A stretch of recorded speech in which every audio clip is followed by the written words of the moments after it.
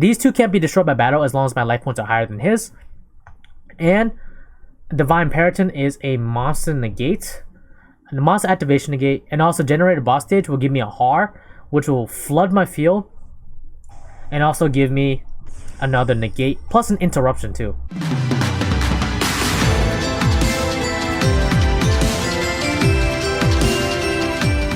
What is up, all you beautiful people? It is I, AkemiTCG, back here with a brand new video. Rikka players, plant players, rank 9 spam players, we all got a ton of support.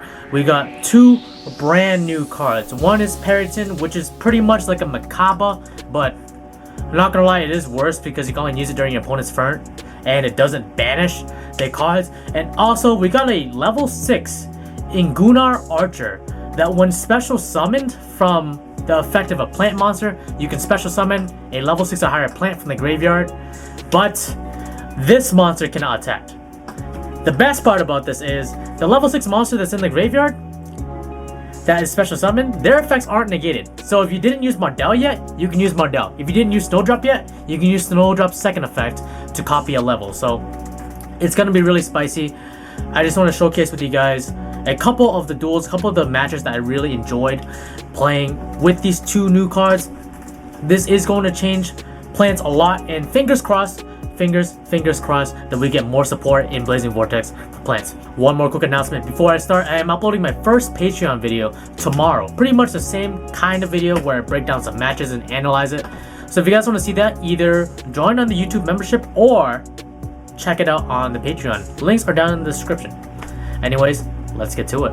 Alright, we are back here in the den. I used a lot of the clips from the stream yesterday.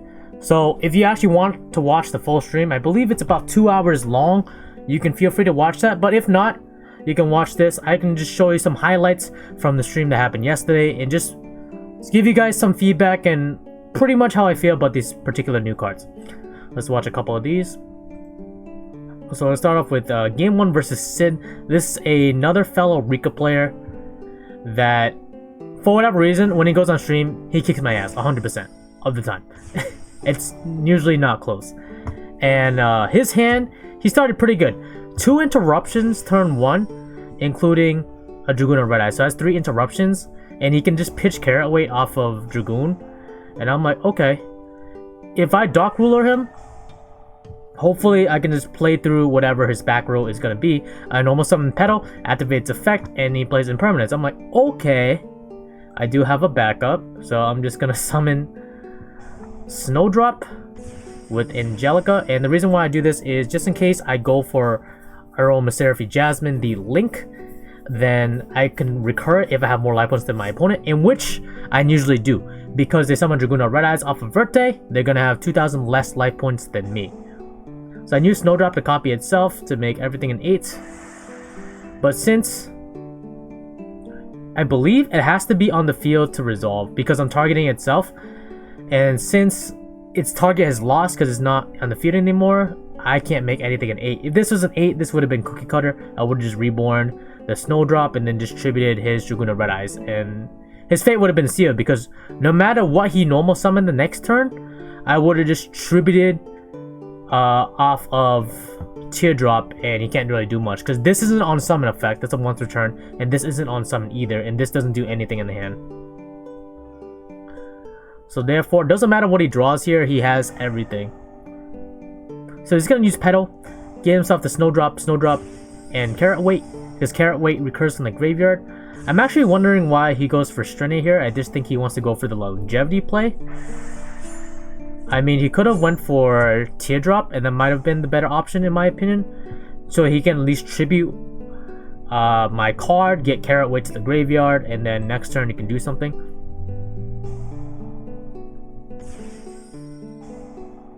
So Petal's gonna come back here, and that is fine. I draw into Neos, and I'm like, damn, why did we draw bricks? If I drew into Evil Thorn, that low-key could have been fine. Low-key.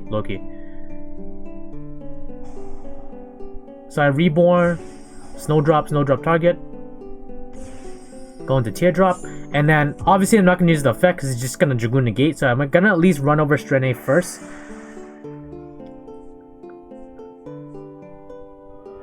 It's gonna get that petal, and I can't do much here. I'm gonna die here because he can just pop it with Dragoon, and I can't really juke that. If he attempts to target it with Dragoon, the best thing I can do is tribute itself so I don't take the 2800 burn. But regardless, that's a pretty bad play. So I was stuck there. Game 1 versus Sonic Nicholas. So this guy, usually when I go on stream, this guy pops up on stream, and I play against him. So he opened Dark Magician with Ayatamaya, so that lets him make... Wait, can you make...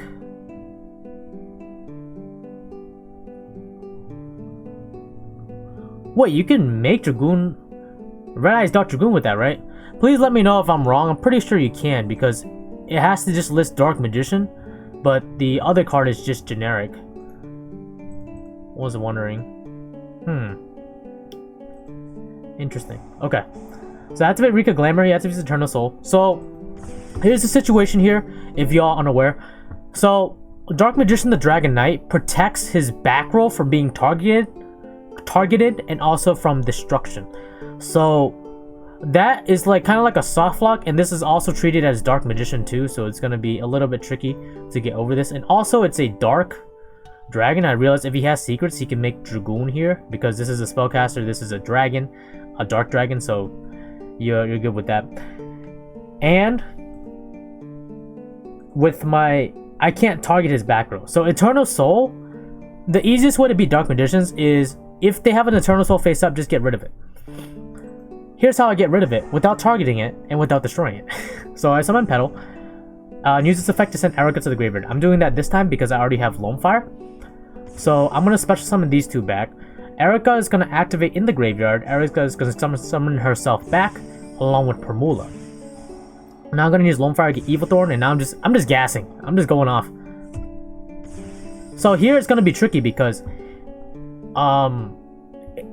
this deck kind of extends really hard here. So if he just has one Dragoon in the gate, he doesn't really have a choke point. Or rather, I'm not trying to explain it. There's no one specific choke point. I can just keep going. That's what I mean. So I Jasmine here, summon Strene. So use Snowdrop, copy everything to make a 4, summon Strene. Get my Rikka back from the graveyard so Erica can give my monsters a buff. Sack the Strene to summon Lone Fire.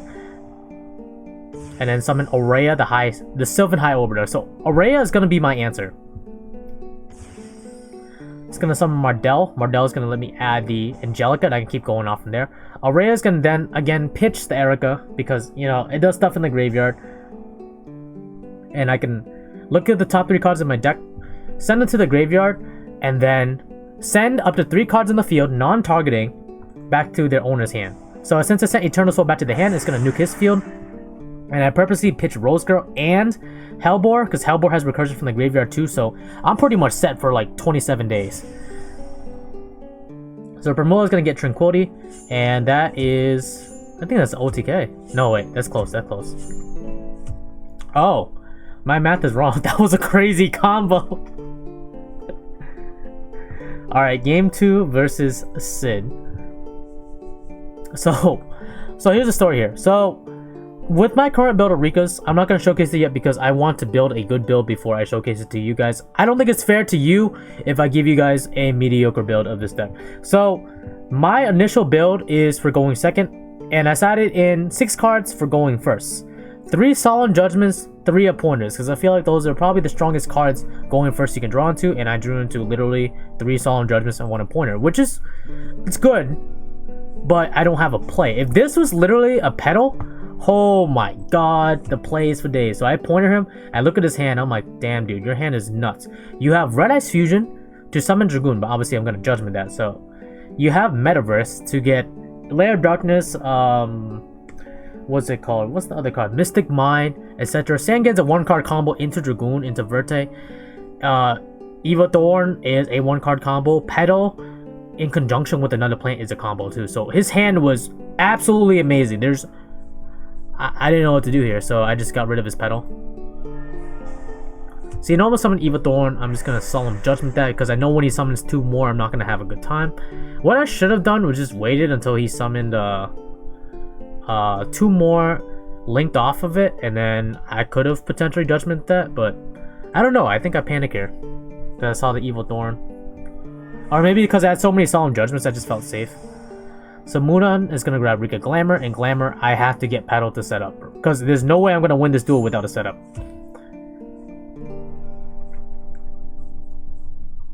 So next time he plays Metaverse against Lair of Darkness. And he uses Mudan. So how Lair of Darkness works is all face-up monsters on the field become dark, okay? And he can use a dark monster I control as a tribute for a card effect. But however, for Mudan specifically, it needs to be a plant. So it has to be a plant and a dark. And since we're playing the mirror, Lair of Darkness is intensely good in the mirror because Mudan lets me tribute your monsters, your opponent's monsters, because they're all plants anyways, to summon their own, and then they can pop off with it. So he gets to add Glamour here. Glamour is going to tribute to get Caraway and Primula.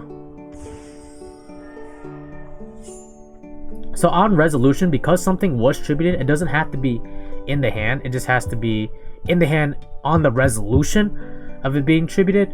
He can just summon Primula immediately, then he can normal summon World Caraway Champion, which is really nice. He's going to summon Strene, and I'm just going to Solemn Judgment that because I don't want him to get any recursion back. But he's going to Carrot Weight and just revive the card back. Since he tributed twice, he gets 2 tokens. I'm going to Normal Summon Petal. Add to the hand my Mudan. I'm going to try to activate, or try to do my plays here. Mudan's going to let me add Rikka Sheet because I do want to interrupt at least one time. I could have gotten Tranquility here.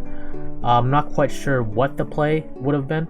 But nonetheless, I activate Alsay, and I hit his Lair of Darkness. So I hit his Lair of Darkness, put it at the bottom of the deck, and just run over his card.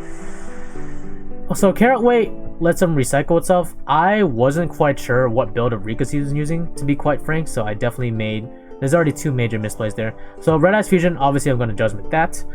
Then he can still keep going. He summons Arima, and I just sheet it so he can't do anything. He activates Glamour, and then I just got baited because he can just get whatever plant he wants, right? Then pitch it for World Carrot Weight Champion. Like, it's so good to the point where, like, I'm pretty sure I'm going to put this card back into the deck because I used to play it in my first build. So he summons Vertin, and I'm like, you don't play a second Red Eyes Fusion, do you? But he plays a Super Poly, so these are both... Well, his monster was a dark, and he made my monster into a dark, so he can make Chimera of Afflesia. Let me see what this card does. Yeah, it's a pretty good card. He lets him add Red Eyes Fusion from deck to hand, which is pretty neat. So I definitely lost that one. He definitely got the win there. I just didn't quite know what his deck was capable of, to be quite frank. It happens. Game 3. Or the next game, we're playing against Sonic Nicholas. This was, I believe, game number 3, so I did go first, and I have my Solemn Judgments in there. Summon everything, get Jasmine. Jasmine used Laurel. Laurel gained 500 life points. Then activate Jasmine's effect to get myself an Angelica so I can keep extending. Pitch Angelica to target Laurel, gain 800 life points. Revive the Angelica. Use Jasmine to tribute the Angelica, summon Mardell. Mardell's gonna get me my boss stage. And then I'm gonna make the 9. High Peryton. Oh boy. So I should have... Do I have Glamour? Okay, I don't have... Never mind. Don't listen to what I'm saying. So I have... These 2 can't be destroyed by battle as long as my life points are higher than his. And Divine Peryton is a monster negate. And the monster activation negate. And also generate a boss stage will give me a Har, which will flood my field. And also give me another negate, plus an interruption too. So this is literally the bread and butter play with the Peryton now, so I'm super excited that we're gonna get it. So he activates Broad. Normal Sun's Rod activates. I'm like, okay, that's fine. But once he adds something to the hand, I'm gonna use Har's effect to make him pitch a monster, which does make him minus. He's gonna use Circle, then chain Servant to it, so he's gonna Servant, stack his deck, and use Circle to get the card he stacked, which is Secrets. So he's gonna use Magician's Souls, and I'm just gonna negate that because I don't want him pitching cards. But Soul Server is gonna let him draw a card because he did send Dark Magician Girl to the graveyard off of the cost for Magician's Souls. Now he's gonna activate Super Poly directly from the hand. I'm like, damn, dude, he drew into everything. He got rid of my Har and his Magician's Rod. I take a clean 3900, but it's fine because I'm good. I'm cruising. So I'm wondering here. Okay, I still have my Monster negate, so even if he went into Apprentice Illusion and tried to summon Verte, I would have just negated that with Peryton. Because I was very, very patient with the negate. So Petal here, I'm going to add my Mudan to the hand. Snowdrop, Mudan. Mudan's effect. Get that sheet for protection. Jasmine's going to tribute to summon Ingunar. Ingunar is going to revive my Mudan. Here we go. Here's the plays. Here's the plays. So I'm going to make everything an 8. Teardrop, just tribute his Starving Venom so it doesn't get the destruction effect. Because Starving Venom was not destroyed by battle or a card effect, it doesn't nuke my field. So Peryton is going to add my Laurel back under it because I used Teardrop's effect. I'm going to attack with everything. Unfortunately, it's not going to be enough. If I knew it was going to be enough, I should have just put the Snowdrop in attack mode, just attack for game, but nonetheless. He special summons Apprentice Illusion, use its effect. I'm going to pitch Arrow Mage Jasmine, like detach it. And then on resolution, Laurel is going to trigger. I gain 500 life points, and now my opponent's turn, I'm going to use Jasmine and get Erica from deck to my hand. The spice, guys. The spice. And last one's a fun one because, you know, stuff happens. This B. So I pedal here, get the Snowdrop. Unfortunately, I opened up Ingunar. I kind of really don't want to see it in my opening hand because it forces yourself to play it with Snowdrop when it's only really good in the later game. Because early on, you won't have a level 6 or higher plant in the graveyard to recur. So Laura's going to get 500, get myself the Primula. It's going to tribute summon the Lone Fire. Primula is going to special summon itself. And Lone Fire, it's going to get myself a Model. I'm going to get my boss stage. I'm going to make everything a 9. Summon Peryton. Use boss stage. And now we good to go. Summon Har. And then get the 2 tokens. I should have summoned the Snowdrop under here. Right under Jasmine. But whoops. It happens. It happens. Gonna summon Pankratops. Go into battle phase. And I'm like, okay, that's fine. He attempts to run over Jasmine. It doesn't die. Because it can't be. And then he just attempts to destroy my heart. I'm going to negate that with Peryton. And the reason why I negate it with Peryton is because this is an Omni Negate and this is not. This only negates monsters because it only has monsters under it.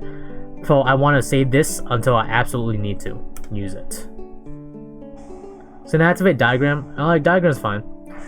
Gonna pop his Pteranodon, and that, because he added something to the hand with Diagram, I'm just going to use Har's effect to force him to pitch a monster. So he pitches his Robot Buster. Normal summons Oviraptor. I expect the miss, but he does not have the Misk.